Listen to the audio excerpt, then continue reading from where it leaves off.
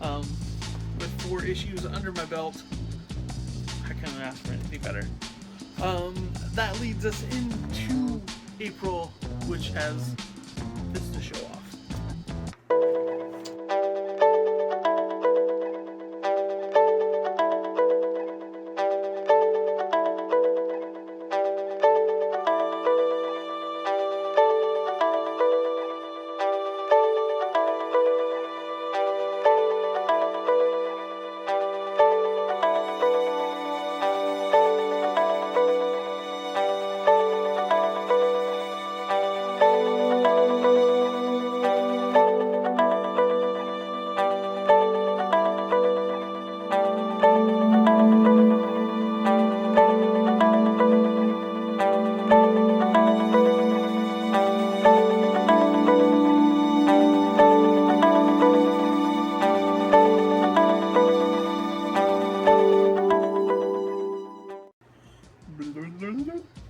April, you say?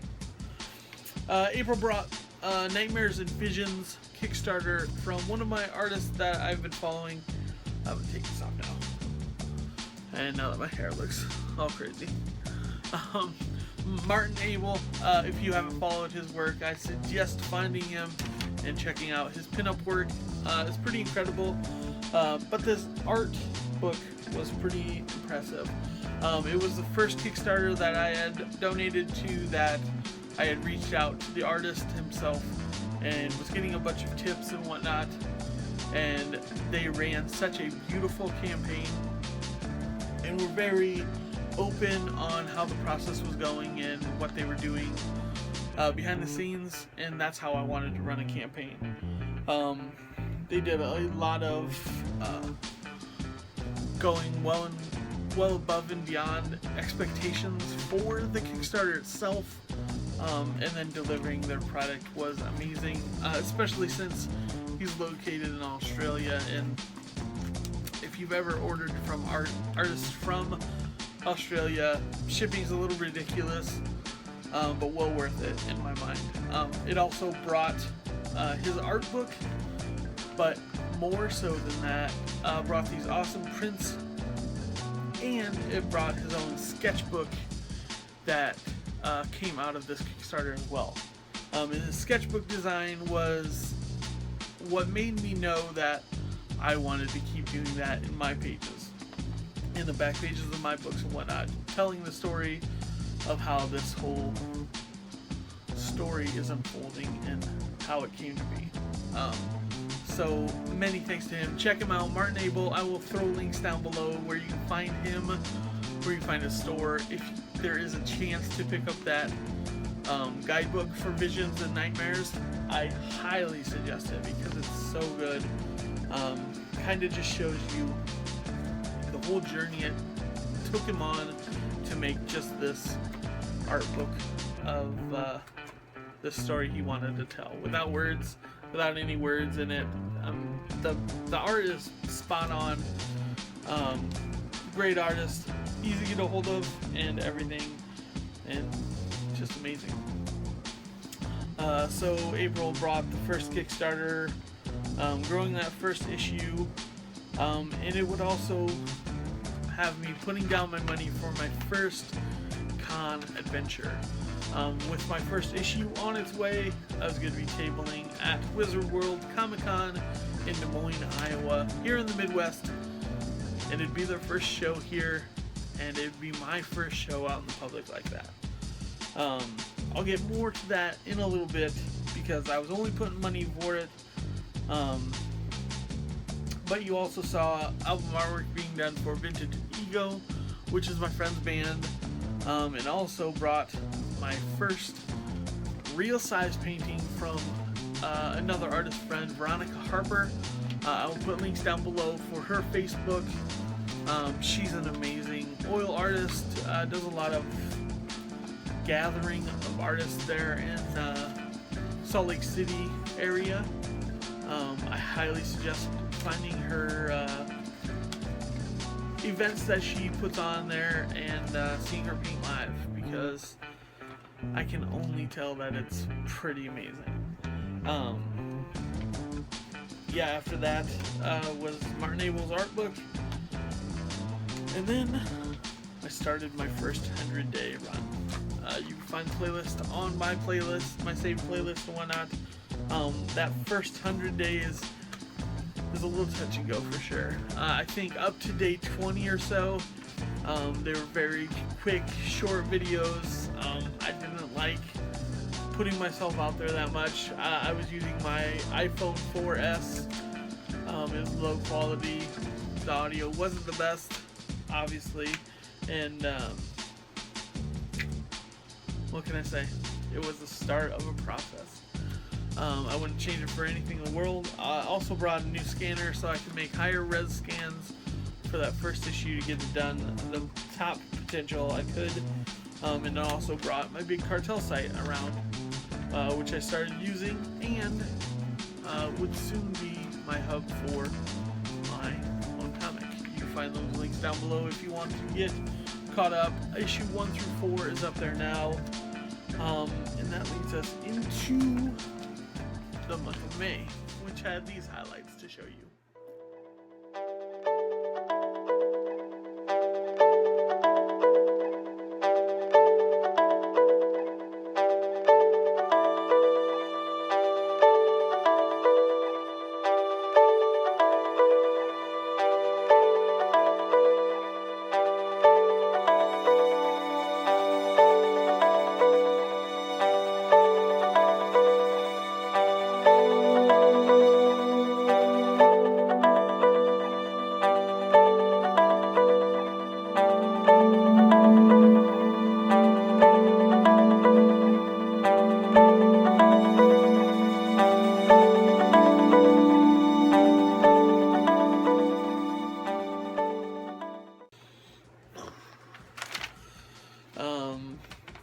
With May brought even more of these 100 days.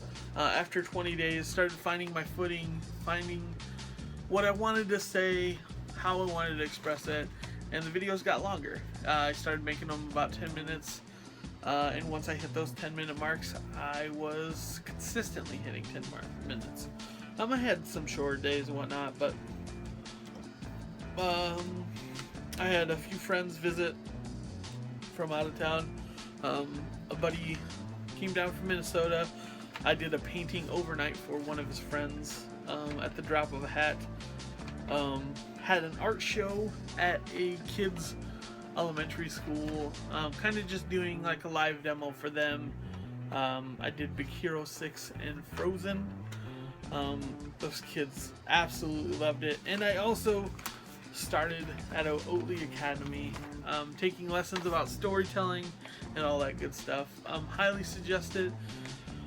If you don't follow Chris Oatly already, I need you to follow Chris Oatly because he does some great interviews with a lot of great artists, and he just puts them out there, and hearing from other artists how they've gotten started, how they continue in the business, you realize that it's an easy process. You just have to get started. And that's one of the biggest lessons that I learned this year, is starting a project and getting going with it is the hardest one, hardest point that you need to make. But getting a project finished is better than having it needing to be perfect. Having finished projects only elevates you and makes you want to do the next project even better. So at that point, I took my dad to Iowa City, and he had his lung checked for cancer, which came back negative, which we thought we were out of the woods, but it would seem not to be the case later in the year, but we'll get down to that when we get to it. It also brought Age of Ultron, which was the first movie that I started seeing these comic book panel stylized visuals.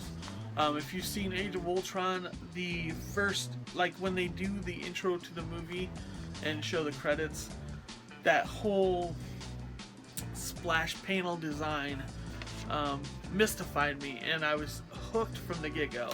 It was also the first movie that I saw the first time and was kind of on the fence about it, but with more viewings, I gathered all the information that had been given to me, and I loved every bit of it, every little bit more.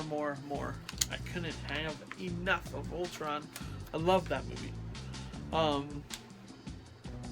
Also, just seeing the shots that they did in the movie, comparing them to comic books, and even making those wanting to stand out in my own comic books. Kind of gave me design ideas and whatnot. Also, May brought Ex Machina, which if you have not seen, I highly suggest seeing that. That movie's incredible, high-end sci-fi like Black Mirror. If you haven't seen Black Mirror on Netflix, watch all this. I'm giving this so you can watch all this, so you can enjoy life just a little bit more. And it also brought Mad Max Fury Road, which was probably one of my favorites of the year. But more so than that, it also brought Kung Fury, which was a artist who set out and Kickstarted to make his own film, and finally got enough funding to do this 30-minute short. If you haven't watched Kung Fury right now, go find it and watch it. Also brought David Hasselhoff along to do a video for it, and that pretty much ruled the end of May for me. It's all fantastic. And at this point, I was already working on roughs for issue 3 to include in the back of issue 2, which was almost finished too. I also did a bunch of Kickstarters in the month of May, which was Costume Shop, Comic Book, Quick, The Clockwork Knight, Makeshift Man, and also I picked up Black Fist from Feral Bolding. If you haven't checked that out, I'll include links to these guys because they are all great works, and you need to check them out if you haven't already. June brought some more Kickstarters, Hardwired, Queen, and Battle of Blood Moon, which weren't much my flavor, but also supporting other creators is how I want to live this life out. So I was glad to help them pursue their dreams, because I've had so many people help me with my dreams this year. June brought Comic-Con though. I only had my first issue. I had the second Kickstarter running for the second issue at this point. I realized that I needed to have my setup nice and neat design. If you see the pictures right here,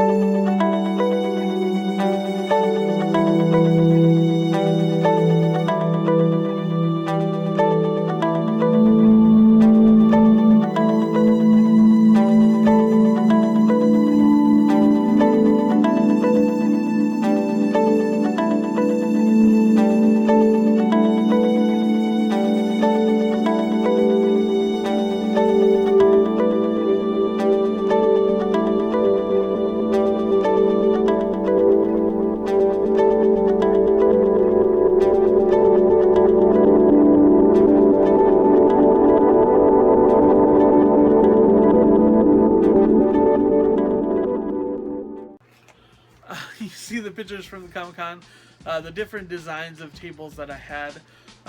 When I showed up, I had a very cluttered, messy design. It was hard to talk to me at the table because I would have friends show up and it would bottleneck and I wouldn't be able to catch people's attention and whatnot. So, second day, tore down these walls and made a much more simple design and had very good success. Booths at Wizard World were about $300, and I ended up making my booth back, which was incredible to me because that was pretty unheard of from all the videos and stuff I had been seeing, watching leading up to this. Also, big shout out to Scott Circland. He's got a bunch of videos on his channel showing you tips and tricks for when you wanted to do conventions as well. I'll throw a link to his playlist down below as well. Check his stuff out. He's got a bunch of great info and whatnot, and definitely gave me some great tips for my first time tabling. So I hit the halfway mark on my first 100 days. Started donating to Kevin Cross's Patreon. First issue showed up right before Comic-Con.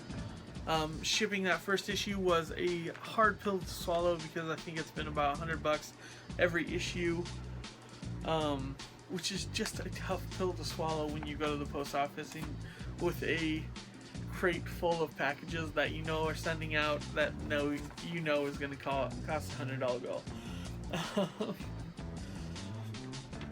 So even at Comic-Con, I met the creator of The Crow comics, James O'Barr, and had him sign one of my paintings I did for a friend, which was probably the highlight of the whole show. My sole purpose for going to Comic-Con was to have him sign that painting for a friend that had helped me out last year in this whole world of art, get my start and stick with it, really. So big shout out to them. Thank you for everything you've done for me as well. Second Kickstarter going through, and just made it a lot better. Gave me a timeline for these Kickstarters, how much I needed to have done before I started the Kickstarter, how much time I would have to work on the project while the Kickstarter was going, and how much time I would have before funds were released, and what I would have to do before that time. Kind of solidified a schedule for working with Kickstarters and whatnot. And then I did another painting for Zombified Gothic America. You can see that in issue 2. I'll show you right now.